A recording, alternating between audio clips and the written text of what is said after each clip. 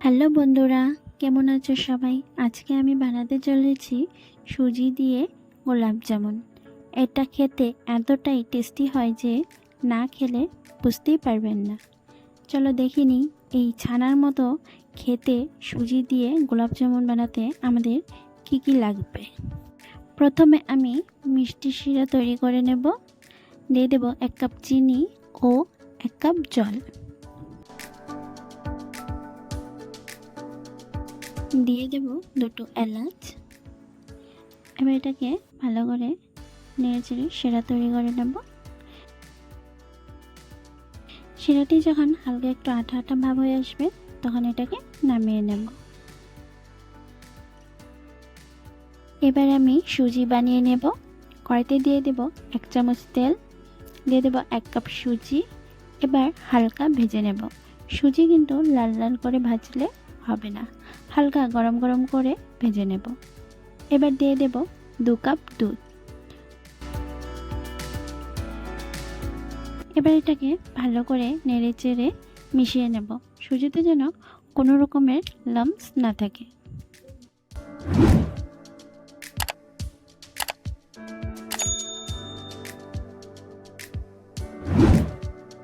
যখন সুজি এভাবে কড়াই ছেড়ে দেবে তখন এটাকে নামিয়ে নেব। নামিয়ে ঢেকে রেখে দেব 5 থেকে 10 মিনিট। এবার এটাকে একবার মেখে নেব। এটা কিন্তু হালকা গরম গরম অবস্থাতেই আমাদের মেখে নিতে হবে। 50% ঠান্ডা হলেই আমি এখানে এটা মেখে নিয়েছি। এবার ছোট ছোট আমি বলস বানিয়ে নেব।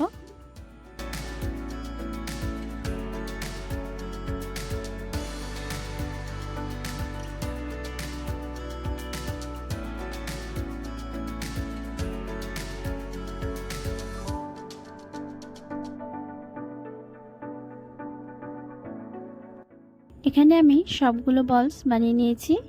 এবার বলসগুলো আমি মিডিয়াম ফ্লেমে ভেজে নেব।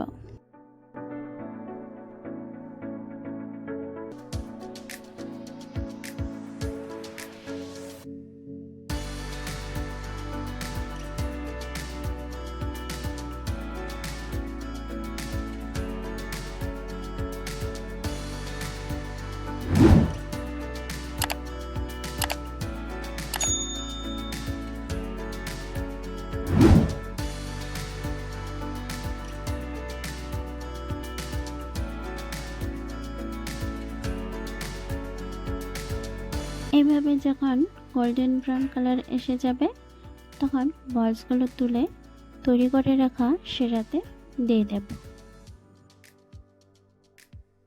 এখানে কিন্তু আমাদের শিরা গরম গরমই হতে হবে, ঠান্ডা হলে কিন্তু হবে না।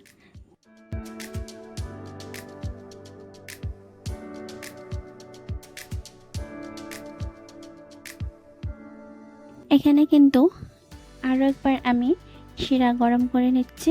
এইভাবে একবার জাল এসে গেলে গ্যাসের ফ্লেম বন্ধ করে ঢেকে রেখে দেব 2 ঘন্টার জন্য। 2 ঘন্টা পর দেখুন গোলাপ জামুনগুলো কতটা সফট হয়েছে। এইভাবে একবার বাড়িতে অবশ্যই ট্রাই করবেন, খুবই ভালো লাগবে খেতে।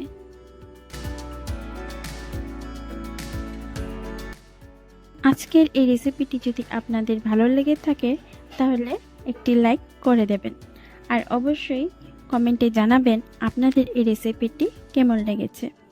আর যদি আমার রেসিপিগুলো আপনাদের ভালো লেগে থাকে তাহলে অবশ্যই সাবস্ক্রাইব করে পাশে থাকা বেল আইকনটি প্রেস করে অল করে দেবেন, তাতে আমার ভিডিওগুলো আপনাদের কাছে সবার আগে পৌঁছে যাবে। এভাবেই আমার পাশে থেকে আমাকে সাপোর্ট করুন। দেখা হচ্ছে নেক্সট ভিডিও।